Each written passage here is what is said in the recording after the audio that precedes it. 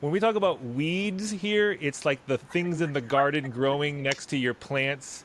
Uh, just to Not clarify the cannabis. kind of weed Jesus is referring to.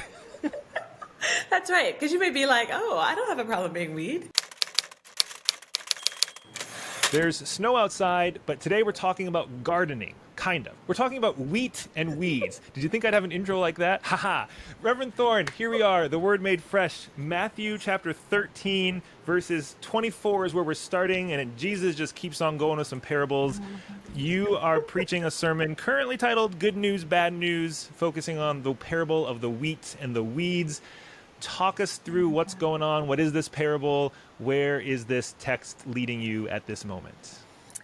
Well, like you said, we're still getting so many good stories from Jesus. We're reading so many chapters on Sunday, and there's so many places to land. I'm looking right now at the wheat and the weeds, and thinking of it as good news, bad news, because of the way that is all mixed together. You know, the good and the bad, the light and the dark. I mean, this is our faith. There are these dualities, or maybe if we don't like the word dualities, there are these complications, right, in our families, in our churches, in the world that we live in, and we don't get to really be one or the other. I think there's a maturity in our faith that says to us that we are both. We're not the weeds without being the wheat, and we're not the wheat without being the weeds. As as is true for our siblings. And I think that is the paradox that is complicated and complex, but true about life and about following Jesus. I love that embracing of the dualities or recognizing that turning it into a rigid binary is always inadequate. I mean, the text even has in the story, it says, let both of them grow together. It's just saying, Yeah. I mean, granted, the story moves to this separation and burning some in fire. Maybe I'll Yeah. have you unpack that for us in a minute. But just the sense of let them both grow together, and it makes me think. So often we self-identify as the wheat. Of course, I'm the wheat. I'm Always. perfect and Yes. golden and wonderful, and my theology is all the wheat, and my behavior, and they are the weeds. But Right. recognizing, no, I am perpetually wheat and weeds, and I never know exactly which one is which all the time and it's Right. just navigating that dusk rather than the light dark by yeah this All is of good that, stuff. and it points us back to last Sunday. We're looking at the golden rule, but it opens with that "Judge not, lest ye be judged." Because Ooh, what yeah. we recognize in the Gospel of Matthew is that God never gives us what we deserve. When we pray for daily bread, when we ask that it be on earth as it is in heaven, when we say forgive us as we forgive others, we recognize our dependence on God's grace. And I think there's that same invitation in this week's parables as there is throughout the Sermon on the Mount, throughout the Gospel of Matthew, um, that we are not going to get from God what we deserve. And so we need to be thoughtful about the weeds because we are the weeds. And we're really hoping that the gardener is going to be gracious. So we want to try and extend some of that same grace to ourselves and to our other weedy friends and family members. I feel like if we were going with something really cheesy we could have like a box of Wheaties or something, and Right, right.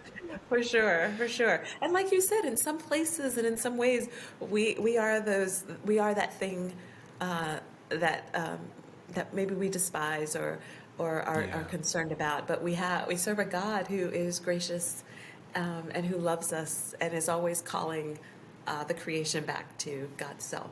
Thanks Yeah. be to God. It's really easy to just do the finger pointing name calling. I'm the wheat, you're the weeds. Like I just think Right. of, being a progressive mainline, liberal church like Riverside. Oh, all those people, those Christians who just vote pro-life, they're just the weeds, and we're but then they look at us and say the same thing. Oh, those social gospel toting, they just want to help people and don't get them to it goes both ways. That's such it's such an honest reflection that we all need to sit with at least for a hot minute to let it do At something least to us and then continue in the world. Right. And we share a quote every week in our bulletin that ties to the text. And the one I pulled for this week is from J.R.R. Tolkien, which I think is so powerful that we find such wisdom outside of the Bible. And he said, wrote this: "Many that live deserve death." I mean, and that's all of us. "And some that die deserve life. Can you give it to them? Then do not be too eager to deal out death in judgment. For even the very wise cannot see all ends." And that's so true. I really think these stories from Jesus are an invitation to just relax, to chill a little. One, we don't know people's stories. We don't know what they're carrying. And we are them, right? Maybe not in this moment, maybe not on this particular political topic, but we are weeds and wheat. And I think this is what God is trying to say. Leave them both there. Let them both grow up. Because as the parable says, if you pull up the one, you're pulling up the other, and then they all die. That's us. That's us. Well, I mean, yes, you obviously can change your direction of your sermon, but this is preaching already. So I feel like, if you don't preach this, someone else better, and at least just watch this video again and again, because this has already been a good little homily. Yeah. But before we jump off, I gotta know, how do you handle the end of it? The collect the weeds first, bind them in bundles to be burned, but gather the wheat in my barn. I mean, the good old conservative Lutheran evangelical 12-year-old in me still sees that and says, okay, see, some of them go to heaven bundled up nice, and the other ones get burned in hell. That's just the lens I was given to interpret this parable. How do I reconstruct that? Just help me out here, Pastor. It's a tough one, Jim, because that's a viable interpretation, and I'm not gonna say that it isn't. I think from my Catholic roots, I got the same lens that you got, and so I don't know. I think we have to sit with that one.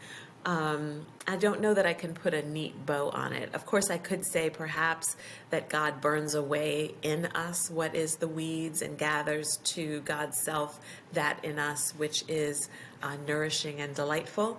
But we know the reality is that there are people who are going to reject the teachings. But what that then leaves us with is this notion that we are all good, and we know that we're not.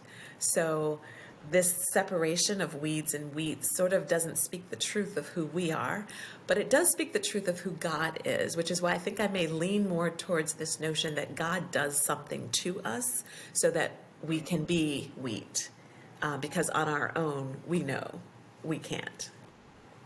What Beautiful. about that? Oh, that's beautiful. Well, and just thinking of, foreshadowing a next week's conversation with metaphors, and we metaphor ourselves to death.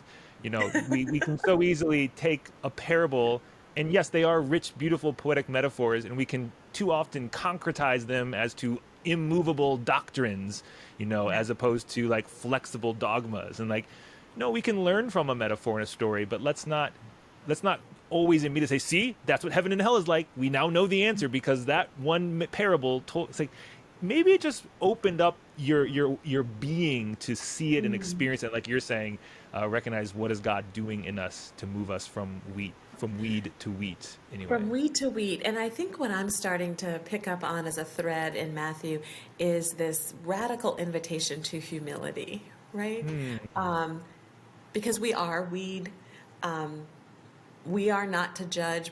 God is going to judge us.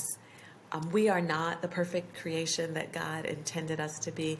And I think Matthew calls us to radical humility, that we do not get what we deserve, that we get so much better from God.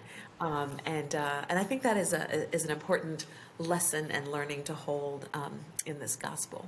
I also just want to quickly clarify. I just noticed this as we were talking to any younger person listening or older person. When we talk about weeds here, it's like the things in the garden growing next to your plants. Just to Not clarify the cannabis. kind of weed Jesus is referring to. That's right. Because you may be like, oh, I don't have a problem being weed. It's a good thing. No, that is not the weed we're talking about. This is not, not that weed. Good Oh, point. Oh, my just Lord. literally no. It's like, wait a minute. How would a 12-year-old hear this conversation right now. Like, oh, okay. Right. Well, anyway, okay. As always, so excited for what you're going to bring to the pulpit. So excited for the ways that we'll all engage this. Other preachers borrow ideas, take this and see where the Spirit blows in your sails. And yes, everyone, drop your thoughts, ideas, questions, comments, pushback, feedback, everything into those comments so we can all continue this conversation together. It is always a rich, rich time to talk with you and with everyone who engages all of these The Word Made Fresh videos. So we'll do it again next week. See ya.